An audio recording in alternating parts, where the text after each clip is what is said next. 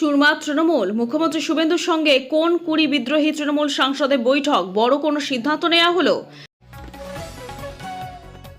চুপ মমতা, বললেন মাত্র দুটি শব্দ, রাশ হারালেন ইন্ডি জোটেরও।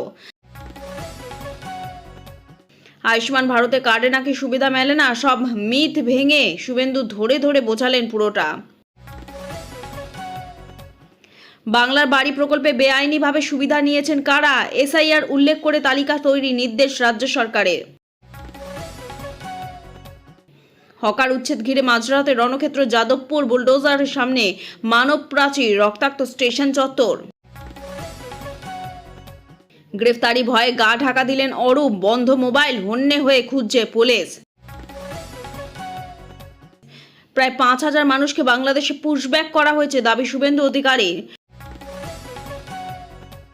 রাজ্যে ফের চালু হচ্ছে 100 দিনের কাজ, কবে থেকে? তৃণমূল সাংসদ শতাব্দী রায়ের বাড়িতে পৌঁছলেন মুখ্যমন্ত্রী শুভেন্দু অধিকারী। মমতার হাত ছাড়তে পারেন ফিরহাদ, ববির সঙ্গে বৈঠকের পর সাংবাদিকদের মুখোমুখি হয়ে ইঙ্গিতপূর্ণ মন্তব্য ঋতব্রতর, সংখ্যা আরো বাড়বে। জালে জাহাঙ্গীর, ফলতায় পুষ্পার পার্টি অফিস, বাড়িতে গাড়িতে ভাঙচুর, মিলল ত্রাণের ত্রিপল কম্বল। ফের অভিষেক বন্দ্যোপাধ্যায় কালীঘাট রোডে বাড়িতে সিআইডি টিম। বর্ডার এলাকা থেকে গ্রেফতার জাহাঙ্গীর খান। আসছে সুনামি, ভয়াবহ ভূমিকম্পের পরই জারি সতর্কতা এই দেশে। দেশ ও সংবিধান বাঁচাতে বিরোধীদের একজোট হওয়ার ডাক রাহুলের, ভোট চুরি নিয়ে সরব কংগ্রেস নেতা। ওমানের কাছে বাণিজ্য তরিতে হামলা বন্ধু আমেরিকার, জীবন মৃত্যুর খেলায় 24 ভারতীয় নাবিক। মেয়ের সংসার ভেঙে জামাইয়ের গলায় মালা, কানপুরে প্রেমের টানে শাশুড়িকে বিয়ে যুবকের। উত্তরবঙ্গে অতি ভারী বৃষ্টির সতর্কতা, বুধবার থেকে দক্ষিণবঙ্গে বাড়বে ঝড় বৃষ্টির সম্ভাবনা। ধসে তিস্তায় গাড়ি, দুদিন পর উদ্ধার 5 বছরের শিশুসহ একই পরিবারে 4 জনের দেহ। বর্ডার এলাকা থেকে গ্রেফতার জাহাঙ্গীর খান ফলতার পুনর্নির্বাচনের ঠিক আগে ভোট থেকে সরে দাঁড়িয়েছিলেন তিনি। তারপরই জাহাঙ্গীর খানের আর কোনো খোঁজ মিলছ না, আর তার খোঁজে এসটিএফ এবং বেঙ্গল পুলিশে একটা টিম এবং একাধিক টিম গঠন করা হয়েছিল। অবশেষে রাজ্য পুলিশে এসটিএফ এর হাতে গ্রেফতারি জাহাঙ্গীরের। এসটিএফ সূত্রে খবর, ভারত নেপাল সীমান্তে বাড়ি ভাড়া নিয়ে থাকতে শুরু করেছিলেন জাহাঙ্গীর। সংশ্লিষ্ট সূত্রে খবর, পরিবার নিয়ে লোকচক্ষুর আড়ালে থাকতে শুরু করেছিলেন জাহাঙ্গীর খান। নেপালে পালিয়ে গিয়ে পাকাপাকি থাকার চেষ্টা করেছিলেন। আগেভাগে নেপালে স্কুলে ভর্তি করেছিলেন সন্তানদের। মিলেছে জাহাঙ্গীরদের সন্তানদের স্কুলে ভর্তি তথ্য। পুলিশ বলেছে তার বিরুদ্ধে একাধিক অভিযোগ রয়েছে। তার পরিপ্রেক্ষিতে তার খোঁজ শুরু হয়েছিল। জাহাঙ্গীরদের বিভিন্ন সঙ্গীদের গ্রেফতার করে পুলিশ জানতে পারে তিনি নেপালে যাতায়াত করতেন। সেই সূত্রেই জাহাঙ্গীরের এক কাছের লোক যে নেপালে থাকতো তাকে ট্র্যাক করতে শুরু করেছে পুলিশ। তাকে ট্র্যাক করে জানা যায় ঘর ভাড়া নিয়ে স্ত্রী সন্তানদের নিয়ে থাকতে শুরু করে দিয়েছেন জাহাঙ্গীর। নেপালে জাহাঙ্গীরের সন্তানদের ভর্তি করার কাজও এগোয়। পুলিশ জানতে পারে জাহাঙ্গীর বাংলা নেপাল বর্ডারের কাছে রয়েছেন। সেই মতো টিম গঠন করা হয়। টিম গঠন করে সাদা পোশাকে ডায়মন্ড হারবারের জেলা পুলিশ এবং এসটিএফ এর টিম সেখানকার উদ্দেশ্যে রওনা দেয়। পুলিশ আসতে খবর পেয়ে পালাতে শুরু করেন জাহাঙ্গীর। তাকে ধরপাকড়ের জন্য দৌড়াদৌড়ি শুরু হয়ে যায়। শেষমেশ তাকে ধরে ফেলে পুলিশ। কয়েকদিন আগে ফলতার পুনর্নির্বাচনে জামানত বাজেয়াপ্ত হয়েছিল ফলতার স্বঘোষিত পুষ্পার। এই পরিস্থিতি কয়েকদিন আগে তার রক্ষা কবচে তুলে নেয় কলকাতা হাইকোর্ট। আর তারপর থেকে কোনো খোঁজ মিলছিল না দক্ষিণ 24 পরগনা ফলতার একসময় দোর্দণ্ড প্রতাপ তৃণমূল নেতা জাহাঙ্গীর খানের। পুলিশ সূত্রে খবর, জাহাঙ্গীর খানের বিরুদ্ধে ফলতা থানায় খুনের চেষ্টা, তোলাবাজি, হুমকি, বাড়ি ভাঙচুর, লুট সহ একাধিক অভিযোগে মোট 7টি এফআইআর দায়ের হয়েছে। সম্প্রতি জাহাঙ্গীর খানের রক্ষা কবচ তুলে নেয় হাইকোর্ট। বিচারপতি পার্থসারথী সেন বলেন, পুলিশ যখন মামলা রুজু করেছে তখন তদন্ত হবেই। সেই অবস্থায় জাহাঙ্গীর খানের বিরুদ্ধে কড়া পদক্ষেপ করার ক্ষেত্রে আইনি বাধা সরে যেতেই তার গ্রেফতারির দাবিতে সরব হন ফলতাবাসী। এবার গ্রেফতার হলেন পুষ্পা। বাংলার বাড়ি প্রকল্পে দুর্নীতি কি শাস্তি হবে, এই সমস্ত তথ্য যাচাইয়ের নির্দেশ নবান্নে। তৎকালীন তৃণমূল সরকারে একের পর এক দুর্নীতি চিত্র প্রকাশ্যে। এবার দুর্নীতি হয়েছে বাংলার বাড়ি প্রকল্পেও। তাই এই দুর্নীতি তথ্য যাচাইয়ের নির্দেশ দিল নবান্ন। পঞ্চায়েত ও গ্রামোন্নয়ন দফতরকে উপভোক্তাদের এই তথ্য যাচাইয়ের নির্দেশ দিল রাজ্য সরকার। অভিযোগ, বাংলার বাড়ি প্রকল্পে বহু অযোগ্য উপভোক্তা সুবিধা পেয়েছেন। সরকারি কোষাগারে বিপুল অর্থ নয়ছয় হয়েছে। উপভোক্তাদের তথ্য পুনরায় যাচাই করে রিপোর্ট দিতে হবে সংশ্লিষ্ট দফতরের আধিকারিকদের। দুর্নীতির ফাইল খুলছে বাংলার নতুন বিজেপি সরকার। মুখ্যমন্ত্রী হওয়ার পর শুভেন্দু অধিকারী বলেছিলেন, দুর্নীতি নিয়ে কোনো আপোষ করবেন না তিনি। যারা যারা দুর্নীতির সঙ্গে জড়িত তারা সকলেই শাস্তি পাবে। সেই মোতাবেক সমস্ত ফাইল খুলছেন মুখ্যমন্ত্রী। এবার সেই তালিকায় যুক্ত হলো বাংলার বাড়ি প্রকল্প। কিভাবে দুর্নীতি হয়েছে, কাদের দুর্নীতি করে টাকা পাইয়ে দেওয়া হয়েছে, কারা জড়িত, এই সমস্ত তথ্য পুনরায় যাচাই করে রিপোর্ট দেওয়ার নির্দেশ দিয়েছে নবান্ন। নির্দেশিকায় বলা হয়েছে, রিপোর্টে অযোগ্য উপভোক্তাদের নাম উল্লেখ করতে হবে। এসআইআর ও এএসডিডি তালিকায় থাকা কেউ কেউ সুবিধা পেলে রিপোর্টে জানাতে হবে। এই মাসের শেষের দিকে মুখ্য সচিবের দফতরে রিপোর্ট দিতে হবে, এমনই নবান্নের নির্দেশ পঞ্চায়েত ও গ্রামোন্নয়ন দফতরকে। নামে মন্দির থাকায় বাদ দেয় তৃণমূল। শুভেন্দু মুখ্যমন্ত্রী হতে বাংলায় চালু আয়ুষ্মান ভারত।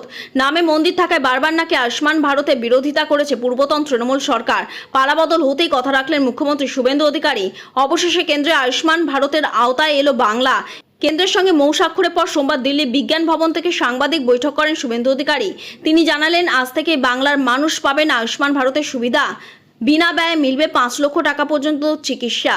1,43,00,000 পরিবার, 6.5 কোটি মানুষ এই প্রকল্পের আওতায়। এই খাতে বরাদ্দ 976 কোটি টাকা। 2018 সালে দেশবাসীর সুবিধার কথা মাথায় রেখে আয়ুষ্মান ভারত প্রকল্পের সূচনা করেন মোদী সরকার। কিন্তু বাংলার মানুষ গত 6 বছরে এই প্রকল্পের সুবিধা পাননি। কারণ হিসেবে বারবার উঠে এসেছে পূর্বতন সরকারের বিরোধিতা। পরিবর্তে বাংলার জন্য তৎকালীন সরকার চালু করেছিল স্বাস্থ্যসাথী। 26-এর নির্বাচনী ইস্তেহারে বিজেপি জানিয়েছিল, ক্ষমতায় এলেই আয়ুষ্মান ভারত প্রকল্পে আওতায় আনা হবে বাংলাকে। কথা রাখলেন মুখ্যমন্ত্রী। সোমবার কেন্দ্রের সঙ্গে স্বাক্ষরিত হয় মৌ। তারপরে সাংবাদিক বৈঠক করে রাজ্যবাসীকে সুখবর শোনালেন শুভেন্দু অধিকারী। এদিন মুখ্যমন্ত্রী জানান, সোমবার থেকে বাংলায় মিলবে আয়ুষ্মান ভারতের সুবিধা। 5 লাখ টাকা পর্যন্ত নিখরচার চিকিৎসা পাবেন এই প্রকল্পে আওতাভুক্ত 1,43,00,000 পরিবার, 6.5 কোটি সদস্য। প্রথম দিন থেকে মিলবে পুরনো রোগের কভারেজ। রাজ্য ও সেদেশে 36,000 সরকারি বেসরকারি হাসপাতাল এর আওতায়। মুখ্যমন্ত্রী জানিয়েছেন, পরিযায়ীরাও এই প্রকল্পের সুবিধা পাবেন। এদিন শুভেন্দু জানান, ঠিক কী কারণে বারবার তৃণমূলের বিরোধিতা করেছেন। তিনি বলেন, শুরুতে এই প্রকল্পের নামে মন্দির ছিল, সেই কারণে তৃণমূল বারবার বিরোধিতা করে রাজ্যের মানুষকে বঞ্চিত করেছে। পালা বদলে 1 মাস পেরোতে না পেরোতে জটিলতা কাটিয়ে বাংলায় পথ চলা শুরু এই স্বাস্থ্য প্রকল্পের। মেয়ের সংসার ভেঙে জামাইয়ের গলায় মালা। কানপুরে প্রেমের টানে শাশুড়িকে বিয়ে যুবকে সম্পর্কে তারা জামাই শাশুড়ি, কিন্তু সেই সম্পর্কে অতিক্রম করে কখন যে প্রেমের সম্পর্ক গড়ে উঠেছিল টের পাননি কেউই। দীর্ঘদিন সেই প্রেমকে স্বীকৃতি দিতেই নাকি পালিয়ে গিয়ে বিয়ে করেছেন তারা। এমনই এক ঘটনায় চাঞ্চল্য কানপুরে। অনলাইনে ছড়িয়েছে ভিডিও, ভাইরাল হয়ে গিয়েছে সেই ক্লিপ। সেখানে দুজনকে দেখা যাচ্ছে গলায় মালা পরিহিত অবস্থায়, হাতে ধরা বিয়ের শংসাপত্র। স্বাভাবিকভাবে সেই ভিডিও দেখে নানা মন্তব্য করেছেন নেটিজেনরা। কারো মতে এটা নেহাতি ওই যুগলে ব্যক্তিগত সিদ্ধান্ত, আবার অনেকেই রীতিমতো আশঙ্কা প্রকাশ করেছেন এই ধরনের সম্পর্কের অন্তর্গত প্রকৃতি নিয়ে। কিন্তু নেটিজেনরা নানা ধরনের মন্তব্য করলেও এখনো পর্যন্ত ওই পরিবারে কোনো সদস্যই মুখ খোলেননি, এমনকি কোনো অভিযোগও দায়ের করা হয়নি। তবু ভিডিওটি অনলাইনে বিয়ের ভিডিও ছড়িয়ে পড়ার পর পুলিশ তদন্ত শুরু করেছে। জানা গিয়েছে, কানপুরে আকবরপুর এলাকায় থাকতেন ওই যুগল। স্থানীয়দের দাবি করছেন, দীর্ঘ সময় ধরেই তারা প্রেমের সম্পর্কে জড়িয়েছিলেন। তবে বিস্তারিত কিছু এখনো জানা যায়নি। এমনকি তারা কখন কোথায় বিয়ে করেছেন সেটাও অজানা। কেবল এইটুকু জানা গিয়েছে, নিজের স্ত্রীকে আগেই ডিভোর্স দিয়েছিলেন ওই ব্যক্তি। এরপর তিনি শাশুড়ির সঙ্গে আলাদা সংসার পাতার সিদ্ধান্ত নেন। পুলিশ জানিয়েছেন, কারো তরফে এখনো পর্যন্ত লিখিত কোনো অভিযোগ জমা পড়েনি। এছাড়া পুলিশ প্রশাসনের তরফে কোনো ধরনের বিবৃতি জারি করা হয়নি। আসছে সুনামি, ভয়াবহ ভূমিকম্পের পরই জারি সতর্কতা। এই দেশে তীব্র ভূমিকম্পে কেঁপে উঠল দক্ষিণ পূর্ব এশিয়ার দেশ ফিলিপিন্স। সোমবার সকালে মিন্ডানা দ্বীপে কম্পন অনুভূত হয়। রিক্টার স্কেলে ভূমিকম্পের মাত্রা ছিল 7.8। ভূমিকম্পের জেরে বহু বাড়ি ধসে পড়েছে। তাসের ঘরের মতো ভেঙে পড়েছে বহুতল। ঘটনায় মৃত্যু হয়েছে 5 জনের। মৃতের সংখ্যা আরও বাড়তে পারে। এদিকে ভূমিকম্পের জেরে সুনামির সতর্কতা জারি করা হয়েছে। সমুদ্রের কাছাকাছি বসবাসকারী অবিলম্বে নিরাপদ স্থানে সরে যাওয়ার পরামর্শ দেওয়া হয়েছে। German research centre for Jio sciences জানিয়েছে, আজ ভোরে তীব্র কম্পন অনুভূত হয়। ভূমিকম্পের গভীরতা ছিল মাত্র 10 কিলোমিটার। কম গভীরভাবে ভূমিকম্পে সুনামির ঝুঁকি বাড়ে বলে জানিয়েছে বিশেষজ্ঞরা। GFZ প্রথমে কম্পনে মাত্র 7.3 হলেও পরে তা সংশোধন করে 8.2 এবং পরবর্তীতে 7.8 করা হয়। কম্পনে জেরে ভোরবেলা থেকে ঘরবাড়ি ছেড়ে রাস্তায় নেমে আসেন স্থানীয় বাসিন্দারা। সম্প্রতি ভূমিকম্পে একটি ভিডিও সামনে এসেছে, সেখানে দেখা যাচ্ছে একটি স্কুলের বাচ্চারা আতঙ্কে বসে রয়েছে আর মাটি রীতিমতো দুলছে। জানা গিয়েছে বেশ কিছু বাড়ি ধসে গিয়েছে। ভূমিকম্পের পরপরই সুনামির সতর্কতা জারি করা হয়েছে। দেশটির উত্তর পূর্ব উপকূলীয় এলাকাগুলোর জন্য সুনামির সতর্কতা জারি করে জনগণকে সতর্ক করা হয়েছে। সে দেশের সরকারি সংস্থা PHIVOLCS এর তরফে দক্ষিণ ফিলিপিন্সে বেশ কয়েকটি প্রদেশের বাসিন্দাদের অবিলম্বে উঁচু স্থানে অথবা সমুদ্র থেকে দূরে নিরাপদ স্থানে সরে যাওয়ার পরামর্শ দেওয়া হয়েছে। জরুরি অবতরণেও রক্ষা পেল না বিমান, রানওয়েতে বিস্ফোরণ, ডমিনিকান রিপাবলিকে ভয়ঙ্কর দুর্ঘটনা, বিপদ বুঝতে পেরেছিলেন পাইলট, তড়িঘড়ি জরুরি অবতরণের সিদ্ধান্ত নেন তিনি, কিন্তু রানওয়েতে নামার সময় ঘষতে যায় প্রাইভেট জেটটি। মুহূর্তে আগুন ধরে যায় বিমানে, তারপরেই ভয়াবহ বিস্ফোরণ। ডমিনিকান রিপাবলিকের একটি বিমানবন্দরে এই ভয়ঙ্কর দুর্ঘটনা ঘটেছে। মৃত্যু হয়েছে বিমানে থাকা 2 ব্যক্তির। তারা পাইলট এবং সহকারী পাইলট বলেই জানা গিয়েছে। স্থানীয় সূত্রে জানা গিয়েছে দুর্ঘটনাটি ঘটেছে লা রোমানা আন্তর্জাতিক বিমানবন্দরে। একটি ভিডিও সোশ্যাল মিডিয়ায় ভাইরাল হয়েছে। সেখানে দেখা গিয়েছে রানওয়েতে বিমানটি কার্যত মুখ থুবড়ে পড়েছে। পিছনের অংশ ঘষতে যেতেই দাউ দাউ করে আগুন জ্বলে ওঠে, তারপরে বিস্ফোরণ ঘটে। লেলিহান আগুন এবং কালো ধোঁয়ার গ্রাসে চলে যায় ছোট বিমানটি। খবর পেয়ে ঘটনাস্থলে ছুটে আসে বিমানবন্দরে থাকা দমকল বাহিনীর একাধিক গাড়ি। একসময় আগুন নিয়ন্ত্রণে এলেও বাঁচানো যায়নি পাইলট ও সহকারী পাইলটকে। নারী পাচার রুখতে টাস্ক ফোর্স, নোংরা করলে 1 সেপ্টেম্বর থেকে জরিমানা ঘোষণা অগ্নিমিত্রার। রাজ্যে নারী পাচার রুখতে টাস্ক ফোর্স তৈরি কথা ঘোষণা করলেন মহিলা ও শিশু উন্নয়ন এবং সমাজ কল্যাণ মন্ত্রী অগ্নিমিত্রা পল। রাজ্যে নারী পাচার রুখতে টাস্ক ফোর্স তৈরি কথা ঘোষণা করলেন মহিলা ও শিশু উন্নয়ন এবং সমাজ কল্যাণ মন্ত্রী অগ্নিমিত্রা পল। পুলিশ প্রশাসন, NGO ও দফতরের প্রতিনিধিদের নিয়ে এই টাস্ক ফোর্স তৈরি করা হবে। রবিবার শিলিগুড়ি উত্তরকন্যায় গিয়ে নিজের দফতরের আধিকারিকদের সঙ্গে বৈঠকের পর এই কথা ঘোষণা করেন তিনি। পাশাপাশি তিনি জানান, যেখানে সেখানে ময়লা ফেললে, পানে পিক ফেললে আগামী 1 সেপ্টেম্বর থেকে জরিমানা করা হবে। মন্ত্রী জানান, কম বয়সে রাজ্যে বিয়ের প্রবণতা বেড়েছে, এই কারণে নাবালিকারা গর্ভবতী হয়ে পড়েছে। অন্যদিকে কাজে লোভ দেখিয়ে মহিলাদের পাচার করা হচ্ছে। এই নিয়ে সচেতনতা বৃদ্ধির প্রয়োজন রয়েছে। এর জন্য স্বেচ্ছাসেবী গ্রুপের সাহায্য নিয়ে কাজ করতে হবে। বাবা মাকেও সচেতন হতে হবে। সীমান্ত সংলগ্ন বিভিন্ন স্পর্শকাতর এলাকায় লাগাতার এরকম সচেতনতামূলক প্রচার চালানো নিয়ে বৈঠকে আলোচনা করেন মন্ত্রী। তার অভিযোগ, নারী পাচার সংক্রান্ত বিষয়ে আগের সরকার ভুল রিপোর্ট পাঠিয়েছিল। বর্ষার আগে নিকাশি ব্যবস্থা জোরদার করতে আগে থেকে প্রস্তুতি নেওয়ার নির্দেশ দিয়েছেন পুরমন্ত্রী অগ্নিমিত্রা। রাস্তাঘাট পরিষ্কার পরিচ্ছন্ন রাখতে গুরুত্বপূর্ণ সিদ্ধান্তের কথা ঘোষণা করেন তিনি। রাস্তা নোংরা করলে, যেখানে সেখানে ময়লা ফেললে, থুতু বা পানে ফিক ফেললে 1 সেপ্টেম্বর থেকে জরিমানা করা হবে। পার্কিং জোন ছাড়া অন্যত্র পার্কিং করা হলেও জরিমানা করা হবে বলে জানান মন্ত্রী। ভোটের জন্য যেসব হোর্ডিং ব্যানার লাগানো হয়েছে সেগুলো অবিলম্বে খুলে ফেলার নির্দেশ দেন তিনি। সব বেআইনি হোর্ডিং সরিয়ে ডিজিটাল হোর্ডিং লাগানো হবে। বাস স্ট্যান্ডগুলি ব্যবহার করে বিজ্ঞাপন দেওয়ার ব্যবস্থা করবে দফতর।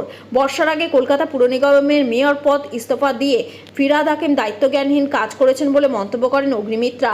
পাশাপাশি তৃণমূলকে টুকরে গ্যাং বলেও কটাক্ষ করেন তিনি। উত্তরবঙ্গে অতি ভারী বৃষ্টির সতর্কতা। বুধবার থেকে দক্ষিণবঙ্গে বাড়বে ঝড় বৃষ্টির সম্ভাবনা। উত্তরবঙ্গে সব জেলাতেই সপ্তাহ জুড়ে অতি ভারী বৃষ্টির সতর্কতা জারি করেছে আলিপুর আবহাওয়া দফতর। দক্ষিণবঙ্গে গরম এবং অস্বস্তির মাঝে বিক্ষিপ্তভাবে বজ্রবিদ্যুৎ সহ ঝড় বৃষ্টি হতে পারে। বুধবার থেকে ঝড় বৃষ্টির সম্ভাবনা বাড়বে। এছাড়াও কালবৈশাখী সতর্কতা জারি করা হয়েছে। আগামী 24 ঘন্টায় ঝড় বৃষ্টিতে উত্তাল থাকবে সমুদ্র পৃষ্ঠ থেকে ঘন্টায় 60 কিলোমিটার গতিবেগে ঝোড়ো হাওয়া বইতে পারে। সেই কারণে পশ্চিমবঙ্গ এবং বাংলাদেশ সংলগ্ন উপকূলে মৎস্যজীবীদের আগামী 24 ঘন্টা সমুদ্রে যেতে নিষেধ করা হয়েছে।